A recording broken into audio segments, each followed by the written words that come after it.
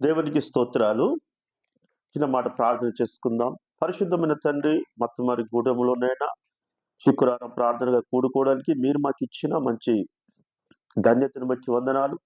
అయా, మరి కొద్ది కూడికను ప్రారంభిస్తున్నప్పుడు మీరు నడిపి మాకు దయచేయమని యేసునామములో ప్రార్థిస్తున్నాం తండ్రి. ఆమేన్.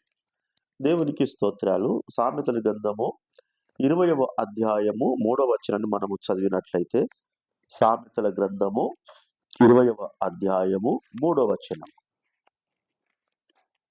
కలహమునకు దూరంగా నుండుట కలహమునకు దూరం ఉండుట నరులకు ఘనత, నరులకు ఘనత. మూర్ఖుడైన ప్రతి వాడును పోరునే కోరును. ఇక్కడ దేవుని యొక్క పరిశుద్ధ గ్రంథములో దేవుడు మాట్లాడుతున్న విషయం ఏంటంటే, ఈ రోజులలో ఎక్కడ చూసినా గానీ కలహములు అనేటి బాగా జరుగుతున్నట్టు మనము చూస్తున్నాం. మా బస్తీలో చూస్తే ప్రతి ముంగట లైన్లో గానీ, వెనక లైన్లో గానీ, మా లైన్లో అటువైపు గానీ ఇటువైపు ఎప్పుడు చూసినా ఏదో ఒక లొల్లి అయితా ఉంటుంది కంపల్సరీ. కనుక దేవుడు ఏం చెప్తున్నంటే, కలహమునకు దూరంగా ఉండుట నరులకు ఘనత. ఘనత అంటే అర్థం ఏంటిది? మనము ఒక గొప్ప స్థాయిలో ఒక గొప్ప పొజిషన్ ఉంటే దాన్ని చాలా మంది ఏమంటారు? ఘనత అనుకుంటారు. ఒక మంచి పొజిషన్ లో ఉన్న వ్యక్తిని చూసి వాళ్ళు గొప్ప వాళ్ళని చెప్పేసి అంటారు. కానీ ఇక్కడ మనము కలహమునకు ఎంత దూరం ఉంటే అంత మనకు దేవుడు ఘనతనిస్తాడట. దేవునికి స్తోత్రం. హల్లెలూయా. మూర్ఖుడైన ప్రతివాడు ఏం చేస్తాడట? పోరునే కోరును. ఎప్పుడు మూర్ఖుడు ఏం చేస్తే ఎప్పుడు కొట్లాట, లొల్లీలు, ఏదో ఒక గొడవ, ఏదో ఒక చిన్నదాని మీద పెద్దాని మీద పెట్టి. ఒకరోజు నేను ఒక ప్రాంతంకి వెళ్ళినప్పుడు ఒక ఆమె కోడిని తిడుతుంది. అయితే నేను వెళ్ళిన వ్యక్తులతో మాట్లాడుతున్నా, ఏంటికి అమ్మ కోడి తిడుతుందంటే, కోడి మీద పెట్టి మమ్మల్ని తిడుతుంది. అవి తిట్టేది కోడి కాదట. అంటే చూడండి, ఇక్కడ ఈ ప్రతి వాడు ఎప్పుడు పోరును కోరుతా అంటున్నట్టు, ఈ పోరును కోరుట ఎవరు? మూర్ఖులాట, దేవుడికి ఇష్టలు కాని వాళ్ళన్నట్టు. అదే సామెతల గ్రంథము 17వ అధ్యాయము 11వ వచనం మనం గమనించినట్లయితే, సామెతల గ్రంథము పక్కనే ఉంటది. 17వ అధ్యాయము 11వ వచనం. తిరుగుబాటు చేయువాడు కీడు చేయుటకే కోరును. అట్టివాని వెంట క్రూర దూత పంపబడును. అది గమనించండి. ఇక్కడ తిరుగుబాటు అంటే అర్థం ఏంటిది? కొంతమంది కొన్ని విషయాలను సర్ది చెప్తా అంటారు, ఇట్లా చేయొద్దు అంటారు. కొంతమంది బుద్ధులు చెప్తా అంటారు, కొంతమంది జ్ఞానం చెప్తా అంటే ఏం చేస్తారంటే, నువ్వేది నాకు ఎప్పుడు, నువ్వు నాకు అవసరం లేదు నువ్వు చెప్పడం చెప్పేసి ఏం చేస్తారట? తిరుగుబాటు చేస్తారట. ఈ తిరుగుబాటు చేసేటోళ్ళు ఏందట? కీడికే, అంటే వాళ్ళని ఉండాలి, నేనంటూ ఉండాలి, ఏదో ఒకటి జరగాలి వాళ్ళ అనేది. Praise the lord. హల్లెలూయా. కనుక కీడికే వాళ్ళు కోరుతారట. అట్టి వారి వెంట ఏమున్నదట? క్రూర దూత అంటే ఏంటిది? సాతాను, మరణపు దూత ఉండి ఈ గొడవలన్నిటి రేపుతదట, పెంచుతట, పోషిస్తాటదట. ఎంత ఎక్కువ గొడవ చేయడానికి అంత సాతాను ప్రేరేపణ కలిగిస్తాటదట. అందుకే దేవుని యొక్క వాక్యంలో 15వ అధ్యాయములో ఒక మాట ఉన్నది, 1వ వచనము. 15వ అధ్యాయము 1వ వచనం. మృదువైన మాట క్రోధమును చల్లార్చును. మనం ఎవరమాట? దేవుని బిడ్డలం కనుక వాళ్ళ మాటలు వల్లే మృదువైన మాటలు ఏం చేస్తాయట? కోపమును చల్లార్స్తాయట. దేవునికి స్తోత్రాలు. కోపం అనేది చల్లారలే, కానీ దాన్ని మనము క్రూరంగా ప్రవర్తించద్దు, తిరుగుబాటు చేయొద్దు. కొన్ని సందర్భాల్లో కొన్ని గొడవలు అవుతున్నప్పుడు కొంతమంది ఎంత సదిరి చెప్పినా వాళ్ళ మీదకే తిరుగుబాటు చేస్తారు. కనుక ఆ తిరుగుబాటు చేస్తున్న విషయంలో ఇప్పుడు మనం ఏం నేర్చుకున్నాము? వారి వెంట క్రూర దూత అనేది ఉన్నది. క్రూర దూత ఉన్నోను ఎంత చెప్పిన మాటినరు, కీడియాలను చూస్తూ అంటారు, తిరుగుబాటు చేస్తూ అంటారు.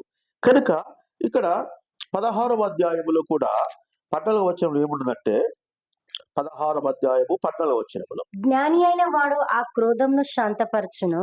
జ్ఞాని అనటోడాట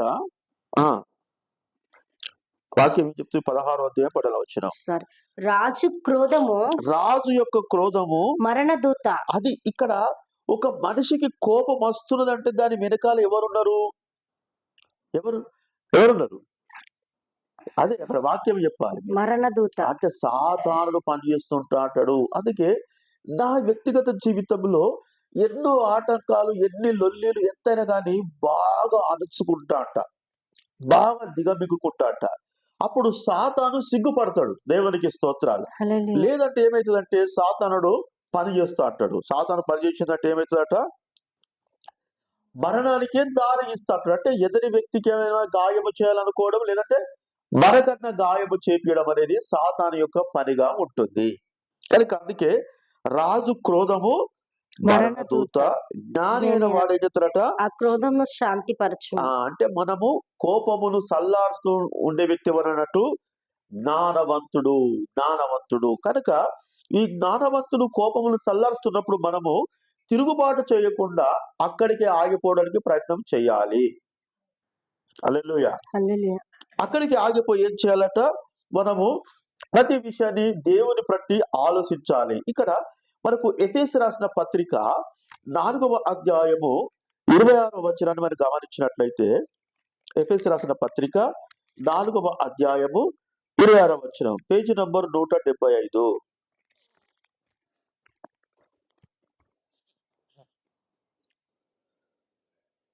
కోపపడుడు గాని పాపము చేయకుడి. దేవుడేమంటాడు?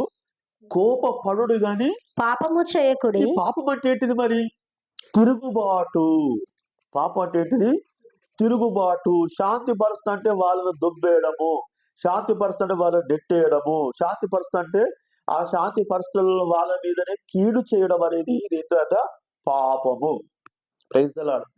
పాపం అంటే చాలా మంది ఏమనుకుంటారు అంటే తాగడమే పాపము, దొంగతనమే పాపము, వ్యభిచారం చేయడం పాపం అనుకుంటారు. కానీ ఇక్కడ కోపము కూడా ఒక పాపము. ఎందుకంటే ఈ కోపపడుతున్న వ్యక్తి వెంబడి మరణదూత వస్తది. ఉన్నది, క్రూర దూత ఉన్నది. ఆ దూత పనేంటిది?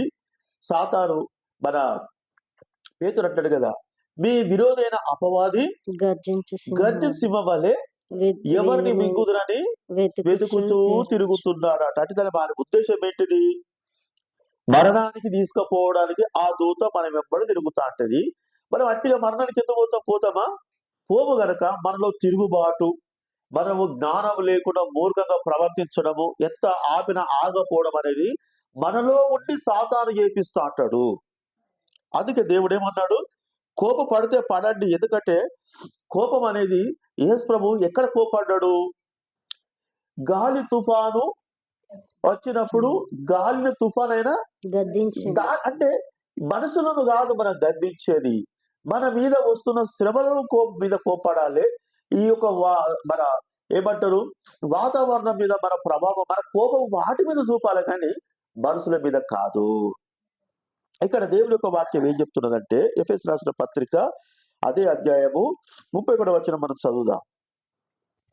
సమస్తమైన ద్వేషము, కోపము, క్రోధము, అల్లరి, దూషణ, సకలమైన దుష్టత్వము మీరు విసర్జించుడి. చూడండి, క్రూర దూత. మనము ఒక మాట ఉంది కదా, ఒక మనిషిని ఒక సాతాను విడిచిపోయి ఏం చేసిందట? మళ్ళా 7 సాతానులను దురాత్మను తీసుకొచ్చిందట. ఇక్కడ ద్వేషము, కోపము, క్రోధము, అల్లరి, దూషణ, దుష్టత్వం 7. అబ్బా, దేవునికి స్తోత్రం. ఈ వాక్యం నేను నిజంగా సిద్ధపడ్డది కాదు, నేను చెప్పాలని అనుకున్నది కాదు, కానీ ఇప్పుడిప్పుడే దేవుడు సిద్ధపరిచాడు. Praise the lord. ఆ 7 దురాత్మలను చూడండి: ద్వేషము, కోపము, క్రోధము, అల్లరి, దూషణ, దుష్టత్వము. కనుక ఈ 7 దురాత్మలను సాతానుడు, క్రూర దూత, మరణ దూత మన వెంట పంపిస్తా అంటే మనం ఏం చెప్తామంటే, లోపల ఉన్న దూత మనలో ఆమనియది, లొల్లికి కాలు దువ్వుతా అంటది, దొబ్బుకుంటూ పోయి లొల్లి కూడా చేస్తూ అంటారు. కానీ ఇక్కడ దేవుడు ఏమంటున్నాడు? 32వ వచనము, ఒకని ఎడల ఒకడు దయగలిగి కరుణా హృదయములై క్రీస్తునందు దేవుడు మిమ్మును క్షమించిన ప్రకారము మీరును ఒకరినొకడు క్షమించుడి. దేవునికి స్తోత్రాలు. యేసుక్రీస్తు ప్రభువారు ఏం చేసిండు?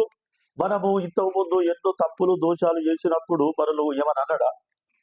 ఆయన క్షమించుడు గనక మన ముంగుడున్న వ్యక్తిని మనము క్షమించాలి. ఒకరోజు ఏమైందంటే, నేను మన ఇక్కడ కారు విషయంలో కోర్టు దగ్గర నేను స్పీడ్గా వస్తున్న కారు వచ్చిన గుద్దింది. నేను బోర్ల బుక్కల పడ్డా, నా పని అయిపోయింది అనుకున్నా, బండి కూడా ఖరాబ్ అయింది. కానీ ఇక్కడ నేను నిజం చెప్పాలంటే ఆ టైంలో ఒక వ్యక్తి వచ్చి నా బండి లేపాడు. నా బండి లేపి పక్కబెట్టి వాడు ఏమనుకుంటాడని చెప్పేసి అన్నాడు. అన్నప్పటికి కూడా నాలో ఏ ఒక నరములో కూడా లొల్లి పెట్టాలి, నా నష్టపరిహారం చెల్లించు అనడు, లేకుంటే కేసు పెడతా అనడు అనే ఆ ఆలోచన వస్తలేదు నాకెందుకో. దేవునికి స్తోత్రం. అప్పుడు ఏమైంది తెలుసా? ఈ క్రూర దూత, ఈ మరణ దూత సిగ్గుపడి పారిపోయింది. దేవునికి స్తోత్రం. హల్లెలూయా! హల్లెలూయా! అందుకే దేవుడు మనకి ఏం చెప్తున్నాడు? దేవుడు మిమ్మును క్షమించిన ప్రకారము ఆ! మీరును మీరు ఒకరినొకడు క్షమించుడి. అంటే మన ముంగటున్న వ్యక్తులు కూడా మిస్టేక్ చేసినోళ్ళే 100% ఉన్నారు. కానీ మనం ఏం చేస్తాం? ఏం చేయాలట? క్షమించాలని కాలు దువ్వడము, మనం తిరుగుబాటు చేయడము, ఆళ్ళకు కీడు చేయడము, ఇలాంటిది దేవుడు మనకు చెప్పట్లేదు. కనుక దేవుడు మరి మనల్ని ఏం చేస్తున్నట? ఆయన మనల్ని క్షమించి ప్రేమిస్తున్నాడు గనుక మనము కూడా మరి సాటి అయిన వ్యక్తుల విషయంలో గాని, మనకు సంబంధించిన వ్యక్తుల విషయంలో గాని మనము ప్రేమించే విధంగా ఉంటే, ఆ మరణపు దూత, ఆ క్రూర దూత మనల్ని విడిచిపెట్టి వెళ్ళిపోతది. లేదంటే ఏమైందంటే, యేసుక్రీస్తు ప్రభువారిని ఆ ఇస్కరియోతు యూద అప్పగించిన తర్వాత ఆయన ఉరిపెట్టుకొని చనిపోయినట్టు చరిత్ర చెప్పుతాంది. అంటే ఏమైపోయింది? ఆయనకాయనే ఆ క్రూర దూత అతని పాతాళానికి తీసుకెళ్ళినట్టు మనము ఇప్పుడు గమనించొచ్చు. Praise the lord. హల్లెలూయా! కనుక బిలాము జీవితంలో చూసినట్లయితే బిలాము కూడా ఏం చేసిండట? దేవుడు ఏదైతే చెప్పిన మాట విన్నాడు. కానీ లాస్ట్‌కైతే ఆయన దేవుడు చెప్పిన మాట ధిక్కరించి మరి ఆ ధనము వెంట పోయిన తర్వాత ఏం జరిగిందట? ఆయన కూడా మరి ఇక్కడ వాక్యమే చెప్తాది, చూద్దాం మనం ఒకసారి. పేతురు రాసిన పత్రికలో ఆ మాట చూస్తే చాలా మనకు రెండవ పేతురు రాసిన పత్రిక 2వ అధ్యాయము 4వ వచనం. 2 పేతురు రాసిన పత్రిక 2వ అధ్యాయం 4వ వచనం. దేవదూతలు దే పాపము చేసినప్పుడు ఆ! దేవుడు వారిని విడిచిపెట్టక ఆ! పాతాళంలో నుండి కటిక చీకటి గల బిలములలో అది బిలామును కూడా కటిక చీకటిలోనికి, పాతాళంలోనికి నెట్టివేసినట్టు మనము చూస్తున్నాము. Praise the lord. హల్లెలూయా! కనుక మరి దేవుడు, బిలాము ఎంత గొప్ప వ్యక్తి అంటే, దేవుడు యొక్క మాట వినటోడు, దేవుడు ఏది చెప్తే ప్రజలకు చెప్పేటోడు. బిలాము దీవిస్తే ఆ ప్రజలను దేవుడు దీవించినోడు, బిలాము శపిస్తే ఆ ప్రజలను దేవుడు శపించినోడు. అంత గొప్ప ఆధిక్యత కలిగిన ఆ యొక్క బిలామే ఏమైపోయాడు ఈరోజు? తప్పిపోయాడు. కనుక ఈ అంత్యకాలంలో కూడా ఈ క్రూర దూత, ఈ మరణపు దూత చాలా మంది దగ్గరికి వచ్చి ప్రేరేపిస్తున్నప్పుడు మనం ఎలా ఉండాలట? కరుణా హృదయులై దయగలవారుగా మనం ఉండాలని దేవుడు చెప్తున్నాడు. Praise the lord. హల్లెలూయా. కనుక మనకు శత్రువులు ఎవరున్నారు అంటే, మనకు శత్రువు ఒక సాతాను తప్ప ఈ లోకంలో ఎవరు లేరు. అందరూ మనోళ్ళే. కనుక మనము చూపించే ప్రేమను బట్టి ఒకరోజు వాళ్ళే. ఒకరోజు ఏమైందంటే, ఒక వ్యక్తి నా కొరకు ఇంకొక వ్యక్తికి ఎంత భయంకరంగా చెడు చెప్పిండంటే, చాలా చెడు చెప్పిండు ఆయన. ఆయన ఫోన్ చేసి నన్ను అడుగుతున్నాడు, ఏమని? నువ్వు అసొంటోనివి కాదు గాని నీ కొరకు ఆయన గట్ల చెప్పిండేందయ్యా అన్నాడు. అన్న తర్వాత ఏం జరిగింది తెలుసా? ఈ వ్యక్తి నా కోసం చెడు చెప్పిన వ్యక్తికి ఒక అపాయం సంభవించింది. దేవుడికి స్తోత్రం. అపాయం సంభవించింది. సంభవించిన తర్వాత ఏమైంది? కొద్దిగా నాకు సహాయం చేయాలని నన్ను అడిగిండు ఆయన. అడిగినప్పుడు నాకు, ఇప్పుడు మనం అంటే జనరల్‌గా అయితే అందరూ ఏమనుకుంటారు? కనుక నీకు దేవుడు మంచిగా చూసిండు అంటారు. Praise the Lord. కానీ నేనేం చేశానంటే, దేవుడు కరుణాసక్తులై, ప్రైజ్ ద లార్డ్, హల్లెలూయా! ఆయన మనల్ని క్షమించి ప్రేమించిన ప్రకారము ఈ టైంలో మనం ప్రేమించాలని ప్రేమిస్తే ఆయన ఎంత హ్యాపీగా ఫీల్ అయ్యాడంటే, దేవునికి స్తోత్రాలు. ఇలాంటి ప్రేమ చుట్టాలు, బంధువులు ఉన్నారు కానీ ఎవ్వరు కూడా ఈ టైంకు రాలేదు. ఈ టైంకి వచ్చి నువ్వే అన్నాడు. దేవునికి స్తోత్రాలు. కనుక మనము క్రూరపు దూతను, మరణపు దూతను మన నుంచి పారిపోయేటట్టు చేయాలి గాని, మన దగ్గర పెట్టుకొని మనం ఇంకా సమస్తమైన కీడు, అల్లరి అంటే క్షణములో కొన్ని కుటుంబాలలో క్షణములనే అల్లరి స్టార్ట్ అయితాంటది. అందరూ బాగానే ఉన్నట్టుంటారు. ఒకసారి ఒక దసరప్పుడు నేను చూసిన, అందరూ కలిసి కూర్చున్నారు, మంచిగా పూరీలు, మాంసం వేసుకున్నారు, కళ్ళు తాగుతారు. మంచిగా తాగినారు. ఒక్కసారి లొల్లయింది. సీసా బలగొట్టిరు, కొట్టిర్రు. ఏంది అసలు అర్థం కాలే నాకు. Praise the Lord. అంటే అల్లరి అంటే గదే. క్షణముల, మన తెలుగులో చెప్పాలంటే సిడుమల అంటారు చూడు. సిడుమల కయ్యం అంటారు. Praise the lord. సిడువలకు అయ్యమైతాంటది. కనుక మనము దేవుడు మనతో మాట్లాడుతున్నారు కనుక మనల్ని దేవుడు ప్రేమించి క్షమించిన ప్రకారం మనం గూడా ఎదుటి వ్యక్తులు మనలాంటి మంచి వాళ్ళు కాదు గానీ, మనలో ఉన్న ప్రేమను మనం చూపియడానికి ఇష్టపడినట్టయితే మరి దేవుడు ఎంతో సంతోషించేవాడై ఉంటున్నాడు. కొద్ది మాటలు ప్రభు మన వినికిడిలో దీవించును గాక. ఆమేన్. ఆమేన్. ప్రార్థన చేసుకుందాం.